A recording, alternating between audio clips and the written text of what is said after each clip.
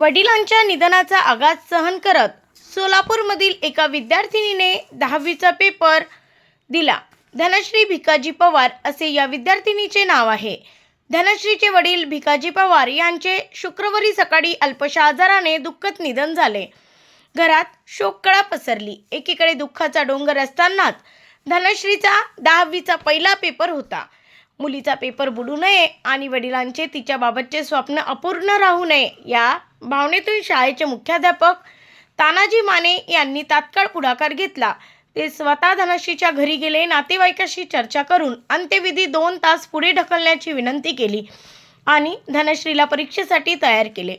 मुख्याध्यापक माने यांनीच तिला परीक्षा केंद्रावर नेले. पूर्ण वेळ बसणे शक्य नसल्याने परिस्थितीची माहिती शिक्षणाधिकारी सचिन जगताप यांना देण्यात आली. शिक्षणाधिकारी जगताप स्वतः केंद्रावर येऊन विद्यार्थिनीला धीर दिला. धनश्रीने 1.5 तास पेपर लिहिल्यानंतर मुख्याध्यापक माने यांनीच तिला सेवक संतोष लोंढे यांच्या वाहनातून अंत्यविधीसाठी घरी आणले. वडिलांच्या निधनाच्या दुःखातही शिक्षणासाठी घेतलेला हा निर्णय आणि शिक्षकांनी दाखवलेली संवेदनशीलता यामुळे नातेवाईक तसेच शाळा प्रशासनाच्या डोळ्यात अश्रू तरळले. धनश्रीच्या धैर्याचे सर्व स्तरातून कौतुक होत आहे. ब्युरो रिपोर्ट MB न्यूज महाराष्ट्रातील बातमीपत्र सोलापूर.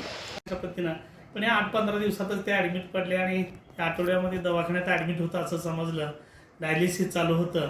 ICU मधून कालच बाहेर काढलं होतं आणि आज सकाळी त्यांची मयत झाली असं समजतं. किती वय होतं त्यांचं? वय सरासरी 55च्या आसपास असेल. त्यांचं नाव काय वडिलांचं? भिकाजी पवार. आणि मुलीचं? मुलीचं नाव धनश्री भिकाजी पवार. राहायला कुठे सर? शाळेच्या आमच्या पाठीमागच अवंतीनगर डुप्लेक्स मध्ये राहतात. सकाळी कळालं का ते? हा सकाळी कळालं. आणि फॅमिली अजून कोण कोण आहे? तिला 2 मोठे भाऊ आहेत.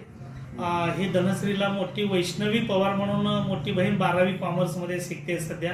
ती आमच्याच कॉलेजची विद्यार्थिनी, शाळेलाही आमच्या शाळेची विद्यार्थिनी होती. तिचे मोठे 2 भाऊ आहेत, तेही पूर्वी आमच्याच शाळेचे विद्यार्थी आहेत आणि ही मुलगी आज 10वीला आहे. तुम्ही कन्व्हिन्स केल्यावर सगळे नातेवाईक तयार झाले का? तयार झाले. तिची मानसिकता नव्हती? हा, ते साहजिक आहे ना. रडत बसले होते, आई रडते, बाकीचे सगळे नातेवाईक रडते आणि कसं पेपरला जायचं हाही भाग होता. मग मी छत्रपती शिवाजी सेंटरला होतो. त्या ठिकाणावरून दुसऱ्या मी शिक्षकांना माझ्या पाठवलं, रणदीप विसरण जाधव सर.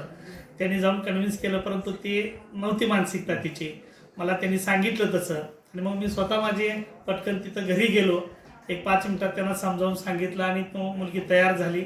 आईने तिचं मी सांगितलेलं ऐकलं आणि पटकन मी माझ्या 2 व्हीलरवर घेऊन इथे येऊन पेपरला सोडलं तिला. आईचं नाव विचारून सांगायचं. विचारून सांग.